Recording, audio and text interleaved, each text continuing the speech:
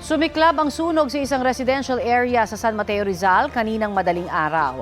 Nasa 8 pamilya ang apektado. Ang mainit na balita hatid ni James Agustin.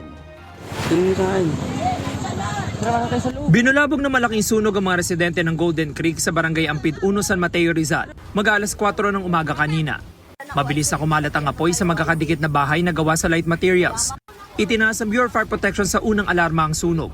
Nasa 11 fire truck ang rumisponde. Ang iba galing pa sa mga kalapit bayan. Nagsilika sa mga residenteng naapektuhan sa C6 Bypass Road. Si Mary Roxanne iilang gamit ang naisalba. Laking pasasalamat niya na ligtas silang buong mag-anak at kanyang nanay na senior citizen. Kinatok lang po kami ng mga kapitbahay namin kasi malakas na daw po yung apoy. Tapos yun po, paglabas nga namin, malaki na, sunog na. Tatakbuhan na yung mga tao.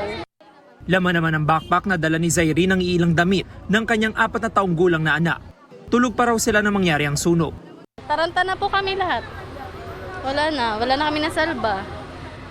Ginising na lang namin mga kapitbahay. Ayon sa BFP, nasa 8 bahay ang natupok. Apektado ang 8 pamilya, katumbas ng 38 individual. Inimisigan pa ng BFP kung saang bahay nagsimula ang apoy at ang posibleng sanhi nito. Sa operation site po, syempre po, nasa gitna po yung kung saan nag-start yung sunog. So, yung pagpasok po, paglatag po ng host natin, pagpwesto ng fire truck. Pero fortunately, nag-open naman po yung private subdivision sa kabilang side. Hindi pa po tayo makapagbigay ng information with regards to sa cause at origin ng fire kasi ongoing investigation pa po tayo, sir. Napula ang sunog bandang alas 5:19 ng umaga. Inaalam pa ang halaga ng pinsala. James Agustin, nagbabalita para sa GMA News.